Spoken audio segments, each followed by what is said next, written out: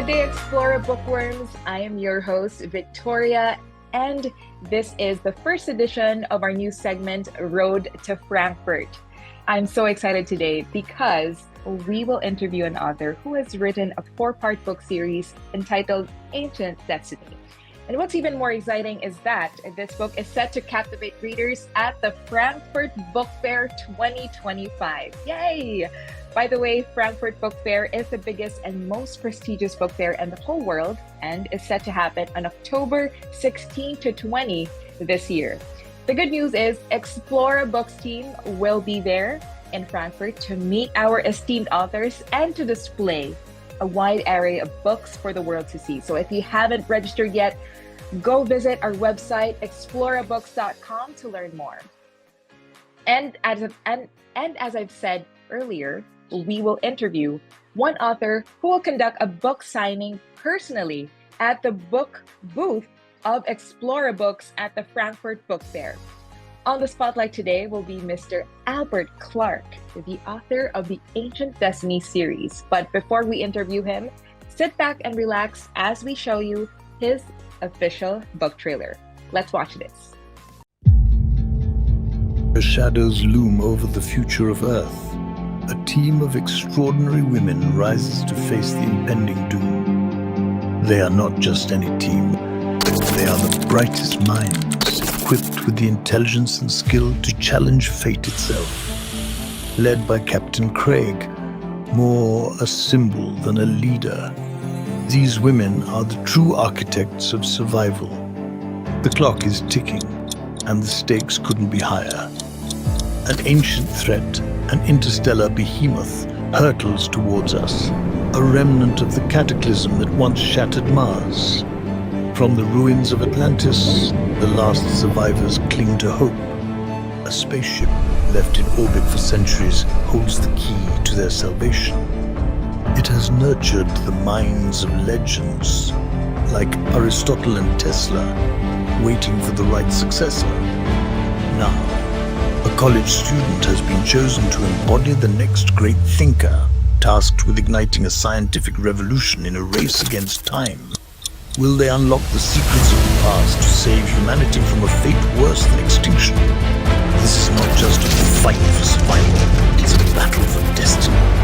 Prepare for an adventure that transcends time and space. Written by Albert Clark.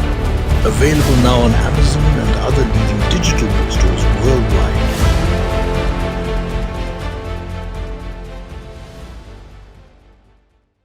And that was it, Explora Bookworms, the official book trailer of Ancient Destiny.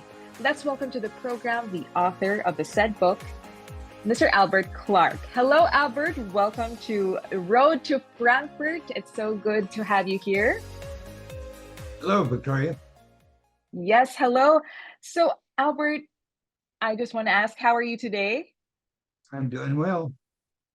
That's great. Now, as a bookworm myself, I'm pretty sure other viewers like me are just as excited to jump in and get to know more about your book. So I just want to know what this book is about. Okay, well, I have been reading science fiction books since about the fourth grade in school, so that's over 60 years. And I couldn't find a current science fiction book I wanted to read, and I don't reread books. I always have to read a new book. So I wrote my own. That's really nice. Now, I was wondering, was there like a spark perhaps that led to writing this book, perhaps an historical idea or your personal experience that inspired the creation of this book? Well, actually, there's several stories in one. The old story that has been repeated many times in other books about a huge asteroid is going to hit Earth and destroy human population. So then all of a sudden I have, gee, what happened to Atlantis? And did they have something to do with our development to start with? And where did they go since they're not here anymore? So that's another side story within the four books. And then, unlike the computer in HAL, I have a friendly artificial intelligence, which is a ship. and it's a small ship, but it's been orbiting the Earth for thousands of years. And Mm, its mission is to bring science in the Americas or in the mm, world to where we can evacuate some humans to other planets. yeah. Well, going to another planet is a really big problem because if you can't travel faster than light, forget it. Yeah. And and of course, the law says you can't travel faster than light, but science is finding things that do travel faster than light. So there's a hole in the theory that you can't travel faster than light. Mm-hmm. So I have to. So I'm exploring that one too during the book, and coming up with a way to eh, travel faster than light. Because otherwise, traveling at 200,000 miles an hour, it would take generation after generation after generations, Yes. and there's no way you could bring enough food with you to supply the people. And I don't think you could Mm-hmm. put people to sleep and sleep for 1,000 years waiting to get to another planet. Plus, the fact you Mm-hmm. don't know what planets to go to because you got to travel there and see what they look like first. You can't just Mm-hmm. go on Definitely. with a telescope and say, "Hey, I'm going to go there." It's not going to Yeah. work. Yeah. So Mm-mm. this ship has trained people like Aristotle and Archimedes, and more recently Tesla. And Mm-hmm. Tesla said he got his ideas from space. Mm-hmm. Well, okay. So in this case, the ship has been selecting captains of the ship to progress science toward the end of being able to evacuate humans before the asteroid hits. Now, Mm. the asteroid hit Mars and destroyed the population on Mars, and that's why the Atlanteans moved to Earth from Mars way back when, thousands Yeah. and thousands of years ago. Yeah.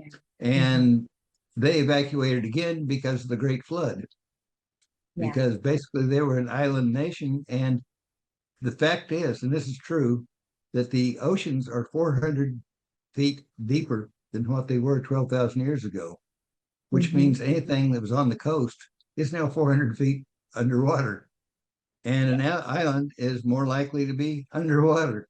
So the Atlanteans evacuated again, but there's a spaceship that is training humans with the idea of being able to travel space. So they select a college student this time rather than an older person like they had in the past. They picked a college student who would be more open to new ideas and easier to train. Well, he finds that he goes to sleep in his dorm room, wakes up on a spaceship, looks out the window next to his bed, and whoa, there's the Earth down there. Yeah. What happened? It's so, yeah.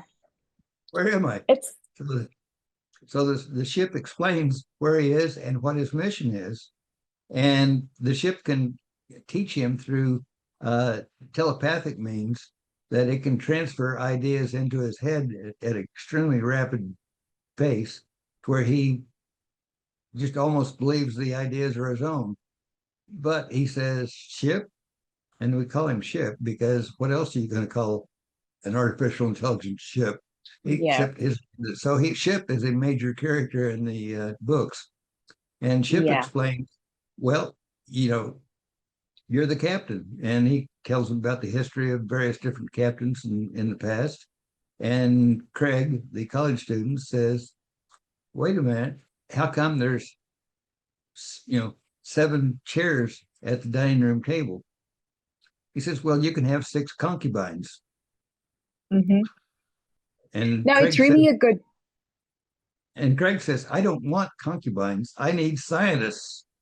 yeah. And he said, "So I want to pick 6 females to be my crew on this ship to help me figure out Wow. how in the world we're going to complete this mission." Okay. Uh-huh. And so he goes about, ship helps him identify people that can, young women, college age, his age, that can be extremely brilliant and help him with the mission. Well, the first one he chooses has to be able to navigate among the stars. So Mm-hmm. she's only about 19, 20 years old, but she's working on a PhD in astro navigation. Okay. That's really nice. That's really nice, Albert. I really like how progressive and timely your story is, especially you've mentioned that there's a certain character that has selected, mostly women to be part of the team to partake on a certain mission and to solve a problem. And I think that really resonates to the modern age that we live now, where we really try to empower and emphasize the strength and the amazing intellect or contribution that women can give as we try to innovate and develop our society and our community. And in relation to that, with how progressive and how wide, the universe and how many layers the universe, the setting of rather of the book that you have, I'm curious that you have written a four-part series of this book. How long did it take for you to write one book to another? That's embarrassing.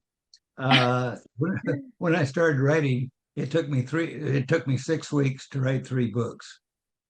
Yeah, Uh, wow.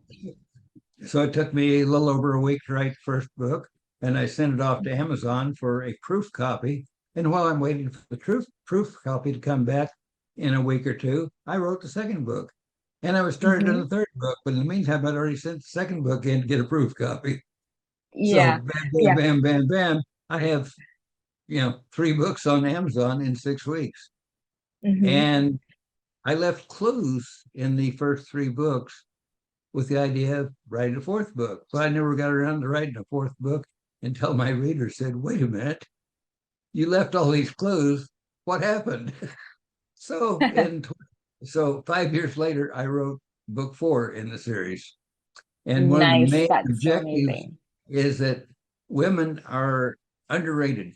I come from a large family. I have 33 first cousins, and all but one graduated from college. Hmm. Roughly half the women are college graduates, and Yes. Uh-huh. some of them are very high in their field. Uh, one of Hmm. my one of my cousins was a top computer programmer for NASA in Wow. the space shuttle mission. My That's so sister, amazing. my sister was the senior civilian for the Army Materiel Command that researches, develops, manufactures, and ships new Yes. weapon systems to the entire U.S. Army. And she was a Hmm. senior civilian. Yeah, she's no dummy Yeah. either. Uh-huh, uh-huh. Now, Albert, So I just want to ask, considering that you really emphasize, there are certain themes in your book that emphasize female empowerment. Um, I was just wondering, was this incorporating female empowerment into your book, was this intentional considering, and how do you think this would resonate to the current times that we're living now? yes, absolutely. That was one of the main purposes in having 6 women was Hmm. not concubines, but scientists. I need help. I can't, no matter how much knowledge you could put into my mind, we are so far ahead of where technology is that I'm going to Hmm. need help. One of his women that he chooses happens to be a pretty good botanist in college, but her father is a senior senator in the U.S. government, and she helps him get funding for some of Hmm. this stuff because Yeah, she convinces the father actually that this is yeah. important, this is critical, Hmm. this is the history of humans has to be Yeah. in space at other Hmm. colonies. So Hmm. and when we're doing this and we're going to travel months in a spaceship, well, women eat less because they're smaller. They uh, uh, sleep less usually actually. Uh, they don't need the physical strength of men because we've got technology to do that. Mm. We build machines that take care of the strength part, but you need some men because when you're actually colonizing another planet, you maybe send 10,000 people to an empty planet that has no other humans, and you want to create a colony. Well, if you have all men, you're not going to have a colony because they're going to die off in a few years. Even if Mhm. it only takes 6 months to get there, you have to have women. And if you have more women than men, you can have children faster. If you can have children faster, the colony has a really better, much better chance of surviving. And when they meet other cultures, they keep running across women are subservient. And Mm-hmm. part of his mission is when he meets other cultures, he has to treat them, has to teach them that the women are being forgotten and they're missing out. Mm-hmm. And so Yeah. women are less likely to fight among themselves than what men are. So again, it's more important to have women on the spaceship, as well as Yeah. needing less Mm-mm. resources during the trip because they eat Yeah. less, they breathe less oxygen than a man does. Mm-hmm. They're more sedentary in general, but they can be actually Mm-hmm. be quite strong and mentally. In some cases, they're a lot superior to the average man. So Yeah. let's get women here. So his colony ships are actually they spend years building colony ships and recruiting team members, and the team members are again split 6 women to 1 man on the colony ships. Mm-hmm. Again, for that reason that they eat less, they breathe less, and they can have children when they get there. And by having Now more, it. just like the Mm-hmm. Mormon religion, when they went to Salt Lake City, they had more women than men because they wanted to build their population quickly. Yeah. So, And it's very timely, Albert, that we have just recently celebrated Mother's Day, where we get to acknowledge, the power of these significant women who brought us into this world. And in connection to that, I just want to hear your thoughts, or what is your message or advice to women who really works their way as they navigate, mostly male-dominated industries? What advice can you give to these women? well, just like my cousins did it, so women can do it. You got to show that you're smarter than the average guy, and you have better ideas than the average guy, and you have to train yourself in a field that is not necessarily just for women. Uh, Nursing, well, how about a doctor, medical doctor? How about a zoologist? Yeah. How about a biologist? Because we need to assess the plants on a new colony. Mm-hmm. Are they good Yes. plants or Mm-hmm. bad plants? So he needs a biologist.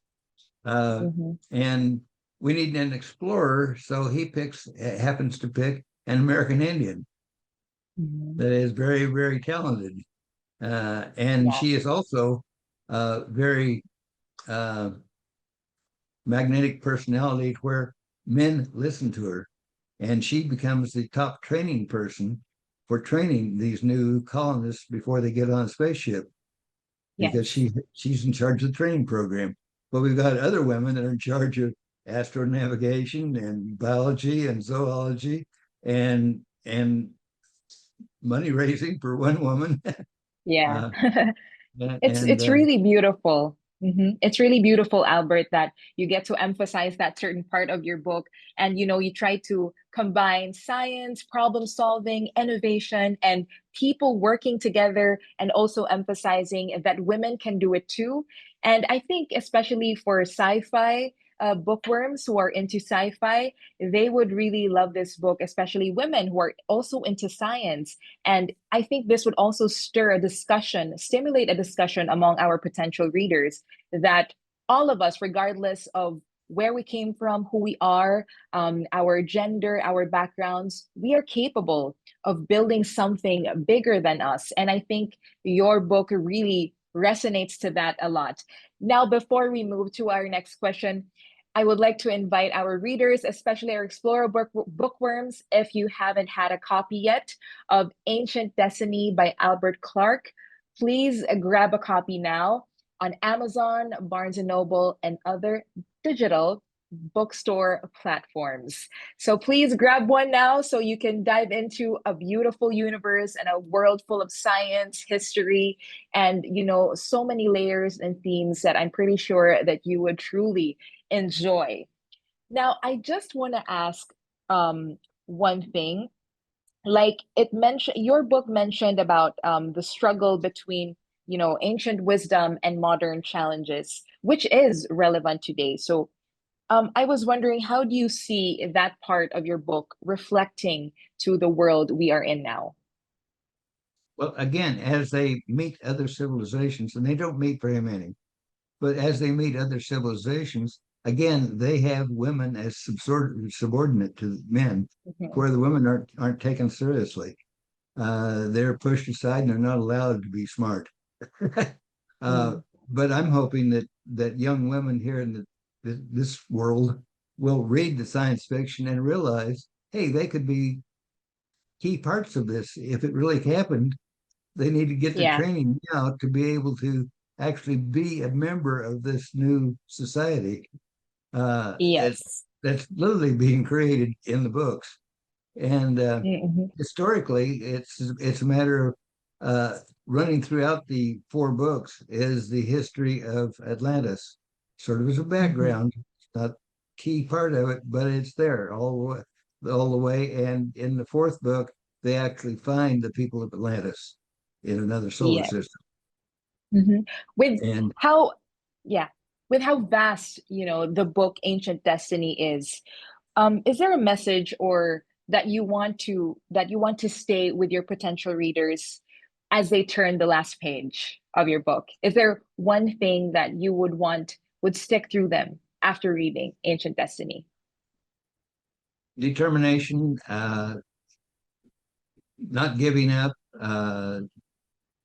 fight the impossible. Uh, what they think is impossible might not be impossible if they really work at it. Uh, Yeah. just like, well, my background is I worked for 10 years in research and development, where I Wow. traveled all over the United States to go to Amazing. new military developments to help them build a Wow. 20 or 30-year plan for taking Hmm. an idea and bringing it to an actual operating equipment. That is So beautiful. so whether it's an airplane or a tank or a ship, Hmm. somebody comes up with an idea that's impossible right now. And so I would Yeah. go to Hmm. them and I would help develop a 20 or 30-year plan for making it a Mm. reality, which includes hydrogen. Wow. That is so amazing. So that really explains, the beauty of your book. And, you know, considering what you've said, especially your background on research, I think it says a lot about your book because it really tackles on problem solving, innovation, and science, which encapsulates what you've also been through. And I really think that shows the authentic side of your book, which I think would really appeal to your potential readers because this is something that also came from a certain part of your personal experience, which is from science, trying to resolve things and building a 20 to 30-year plan for something. That's really amazing. Albert, thank you so much for sharing that. Now, I just want to ask, and I'm wondering, how is it work, as a self-published author, how is it working with Explora Books?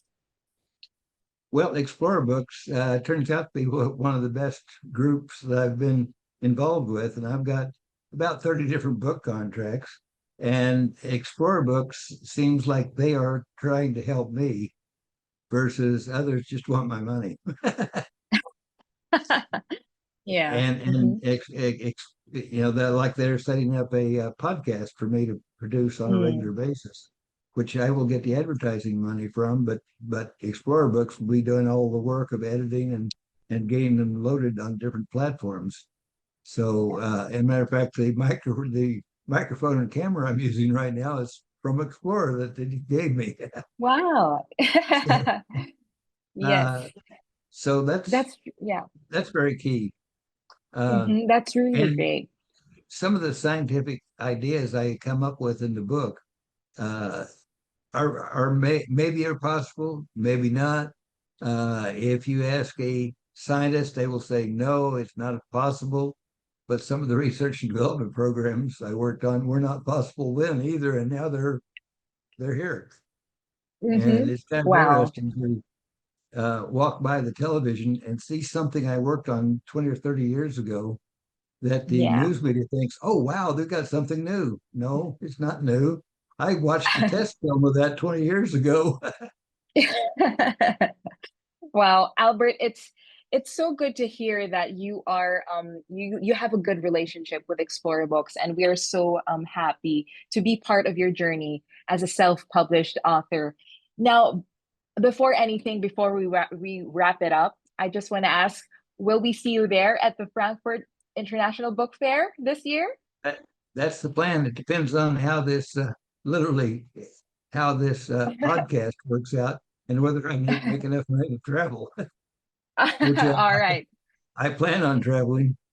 Yes, you should. And we hope to see you there at the Frankfurt Book Fair this October 16 to 20. And of course, to our viewers, I hope we also get to see you there so you could get to meet our amazing authors and they get to share the story behind their books from conceptualization and until it became the book as it is today.